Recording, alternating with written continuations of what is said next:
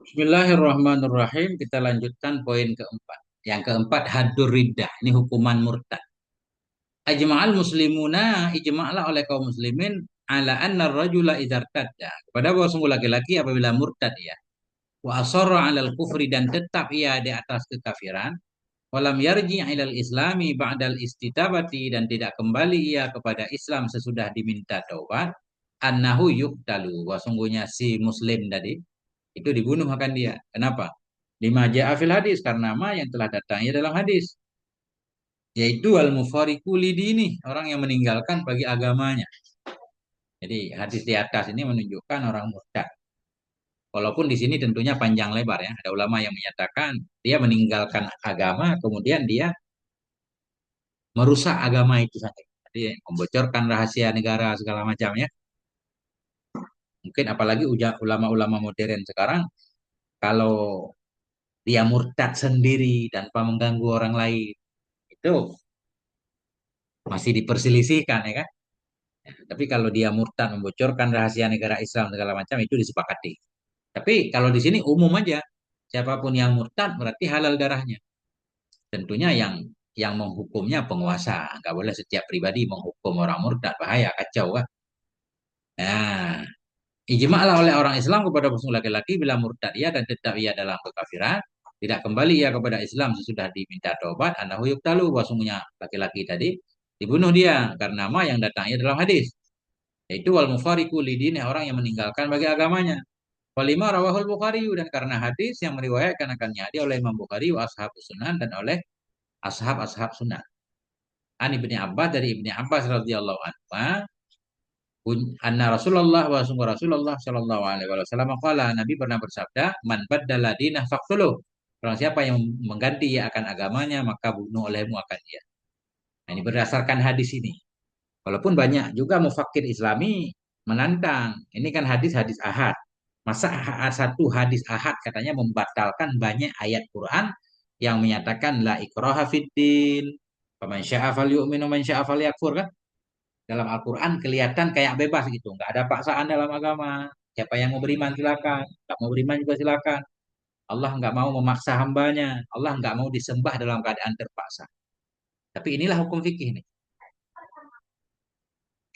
Wahtalafu fi qatlil mar'ati idza irtaddat. Ikhtilaflah mereka para ulama dalam membunuh perempuan bila murtad ianya perempuan. Wa dhahaba jumhurul ulama'i ila annaha tuqtalu karajuli. Maka berpendapatlah oleh jumhur ulama kepada bahwa sungguhnya perempuan itu dibunuh juga akan dia sama seperti laki-laki. Li umumil adillah karena umum dalil. Waqala al-Hanafiyah itu berkata mazhab Hanafi la tuqtalu, tidak dibunuh akan dianya perempuan.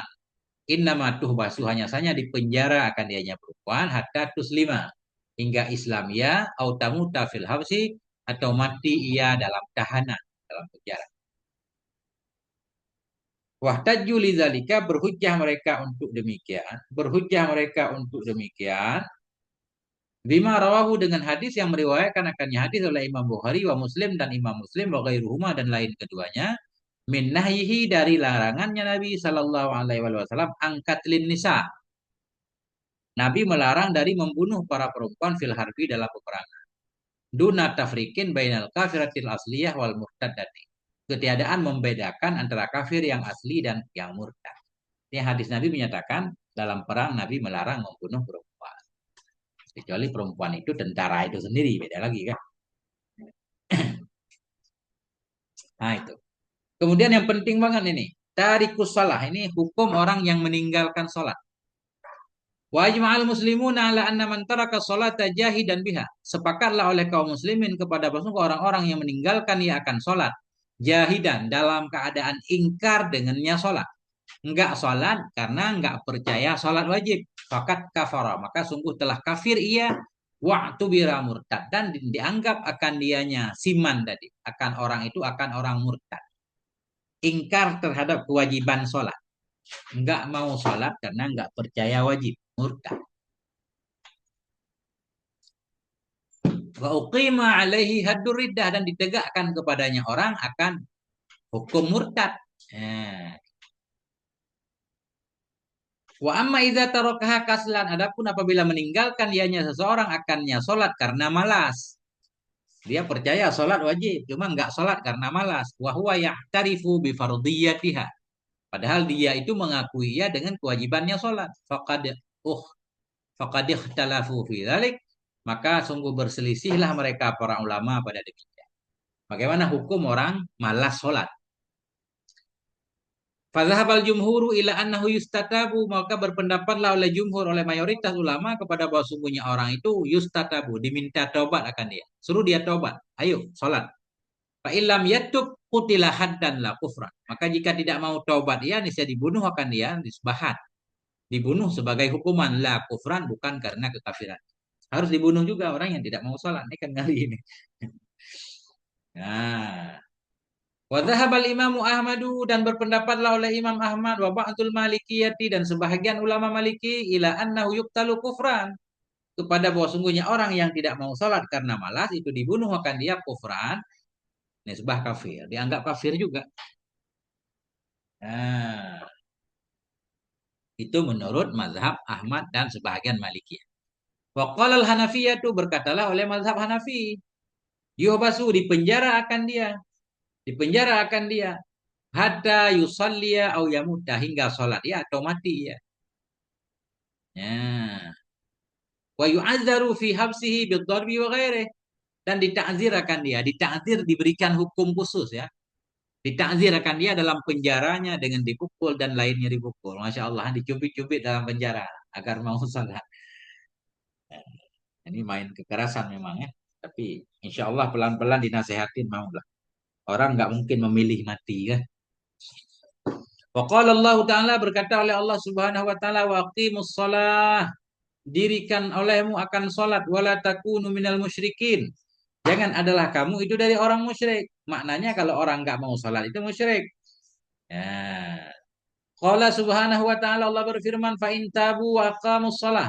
Jika mereka tobat, mereka melaksanakan salat, wa tuz zakata, mereka memberikan zakat, fa ikhwanukum fid din, maka mereka itu saudaramu dalam agama. Ya. Waqala Rasulullah, berkata oleh Rasulullah sallallahu alaihi wasallam, bainar rajuli wa bainal kufri tarkus shalah. Di antara laki-laki muslim dan di antara kafir itu meninggalkan sholat. Yang membedakan muslim dan bukan muslim di sholatnya. Kalau menurut hadis ini kan umum. Artinya orang nggak sholat, nggak mau sholat, walaupun dia percaya wajib, udah kafir. Ya, rawahu al Imamu Ahmad wa Muslim. Riwayatkan akan ini hadis oleh Imam Ahmad. Waqala Nabi sallallahu alaihi wasallam, al-ahdul ladzi bainana wa bainahum as-shalah. Bermula perjanjian ya, yang ada di antara kita dan di antara mereka itu salat. Mana perjanjian? Perjanjian yang membedakan antara muslim dan bukan muslim, yaitu salat. Faman tarakaha faqad kafara. Orang siapa yang meninggalkan ia akannya salat, maka kafir ia. Nah, ini hadis umum banget nih. Rawahul Imam Ahmad wa Abu Dawud dan Tirmidzi. Riwayatkan akan ini hadis oleh Imam Ahmad, Abu Dawud dan Tirmidzi. Terakhir, 6. Mayakumu bitamfizil qisasi wal hudud. Siapa itu yang akan melaksanakan ia? Siapa yang mengurusi ia dengan melaksanakan kisas dan hukum-hukum tadi? Seorang membunuh orang lain, siapa yang akan membunuh dia? Seorang tadi berzina, siapa yang menerapkan hukuman terhadap dia? Apakah semua masyarakat boleh melaksanakan hukuman? Tentunya tidak, ada aturannya. Yaqumu bitamfizil qisasi waliyul maktul bi amrin minal hakim. Berdiri dengan melaksanakan kisas oleh wali si maktul, oleh walinya orang yang terbunuh, bi amrin minal hakim, dengan perintah hakim. Jadi hakim memerintahkan wali orang yang dibunuh untuk mengambil balasan kepada pembunuhnya. Ya, itu aturan dasar ya. Tapi sekarang tentunya ada algojo khusus ya. Wa kadzalikal murtaddu, demikian pula si murtad, artinya yang menghukumnya hakim, pemerintah. Kadzalikal murtaddu wazanil muhsan, demikian pula itu si murtad dan orang yang berzina yang muhsan tadi. Innama ya'murul hakimu bitamfidil uqubati fi, hanya saja memerintahkan oleh hakim untuk dilaksanakan hukuman pada keduanya. Keduanya si murtad dan si zani ya. Hakim yang menentukan ini orang harus dihukum. Hukum. Gak boleh sembarangan orang datang langsung menghukum. Fa ini tasal waliyu duna izinil hakim, bila mengkisas, bila mengambil kisas oleh wali tanpa izin hakim. Si A membunuh si B.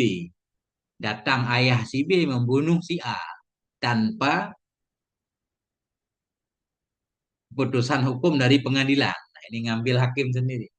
Main hakim sendiri. Apabila mengambil kisah oleh wali tanpa izin hakim. Au qutilal murtaddu au qatalal murtadda wizaniyal muhsana ahadun duna amrul hakim. Atau membunuh akan si murtad atau akan penzina yang muhsan oleh seseorang tanpa perintah hakim pula. Fa innahu maka bahwa sungguh hal dan sya'an itu yu'adzarul wali wal qatil. Harus ditakzir akan wali dan pembunuh. Jadi wali tadi yang sembarangan membunuh orang, pembunuh juga harus diberi hukuman khusus. Yu'azzaru. Maka bahwa sungguhnya hakim juga boleh ya. Sungguhnya hakim yu'adzirul waliya wal qatila. Maka bahwa sungguhnya hakim itu menghukum ia, mentakzir ia akan wali dan si pembunuh tadi. Harus ada diberi hukuman. Tapi hukuman bukan kisas lagi. Hukuman yang bukan dibunuh dia. Walaupun dia membunuh, tapi dia nggak dibunuh. Karena dia membunuh orang yang berhak dibunuh. Kenapa hakim harus mentakzir si wali yang mengkisas atau pembunuh yang membunuh si murtad, yang membunuh penzina tadi. Lita dihima ala wadifatil hakim. Karena melanggar keduanya, karena melampaui keduanya si wali dan si pembunuh ala wadifatil hakim atas tugas hakim. Jadi menghukum orang lain, menghukum penzina murtad itu tugas hakim. Kita ngambil alih, kita juga kena hukuman. Ya, tapi hukuman kita di bawah hukuman membunuh, nggak boleh dibunuh. Wala yuktalani dan tidak dibunuh keduanya. Nggak boleh wali dan pembunuh tadi dibunuh. Di anna qatlahuma kana bihaqqin. Karena membunuh keduanya ada ia dengan hak. Sebenarnya dia telah membunuh orang yang berhak dibunuh. Cuma yang berhak membunuh tadi bukan dia, tapi hakim kan. Kesalahan dia melanggar hak hakim. Itu aja. Dikit lagi. Wa afadal hadis dan memberi faedah oleh hadis tersebut anna dinal mu'tabarah wa ma'alaihi jama'atul muslimin. Bahwa sungguh agama yang diperhitungkan itulah itulah agama-agama yang di atasnya agama itu jama'atul muslimin, sekumpulan orang muslim. Wahum al-ghalibiyatul udma minhum. Dianya jamaah muslim itulah yang banyak, yang besar di antara mereka. Dalam hadis Nabi namanya sawadul a'tab, golongan terbanyak. Kalau kita bilang ahli sunnah wal jamaah. Yang kedua al-hasu alal tidami jama'atil muslimin. Faedah hadis tadi mengajak kepada berpegang alal tizam, kepada berpegang kepada jamaah muslimin. Wa adami syuzuzi anhum dan tidak keluar dari jamaah mereka, bersatu. Jangan murtad. Yang ketiga tanfiru min hadhil jaraimi salasah. Menghindarkan dari ini kriminal-kriminal yang tiga. Wat tahdhiru minal wuqu'i fiha, menghindari waspada dari terjatuh dalamnya dosa-dosa yang tiga. D. Tarbiyatul mujtama'i 'alal khaufi minallah, mendidik masyarakat agar takut kepada Allah taala, wa muraqabatuhu dan muraqabahnya Allah. Makna muraqabahnya Allah selalu merasa dipantau oleh Allah fisiri wal alan, dalam keadaan sendiri, dalam khalayak ramai, qabla tanfidil hudud, sebelum melaksanakan segala hukum-hukum. Mendidik masyarakat untuk takut kepada Allah Ta'ala. Jadi sebelum menerapkan hukum syariah kayak di Aceh misalkan, jadi masyarakat dididik dulu agar paham hukum syariah, agar mereka tidak melanggar, ya kan? Sesudah tahu hukum masih melanggar baru diterapkan. Yang kesekian al-hududu fil Islam radi'atun, bermula hukum-hukum dalam Islam itu radi'ah, itu sifatnya yang menghalangi. Nah, mana radi'ah, apa namanya radi'ah? Yang coba gimana cara mengartikan radi'ah? Roda, roda'a artinya menghalangi, mencegah ya. Nah, bermula hukum-hukum dalam Islam itu radi'ah, itu yang menghalangi orang untuk buat maksiat.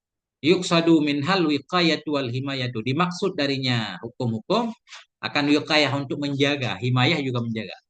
Jadi menjaga, kalau hukumannya orang yang membunuh dia harus dibunuh, minimal dia berpikir beribu-ribu kali untuk membunuh orang. Kemudian al-kiwadu awil kisasu la yakunu illa bisayfi indal hanafiyah. Bermula kiwat atau mengambil kisas itu tidak ada ya kecuali dengan pedang menurut Hanafi. Hukum kisas itu pakai pedang, bukan pakai tembakan. Ya, bukan pakai tembakan. Qala Syafi'iyah, itu berkata mazhab Syafi'i, yuqtalul qatilu bimisli ma qatala bih. Dibunuh akan pembunuh dengan semisil ma yang membunuh ia dengannya.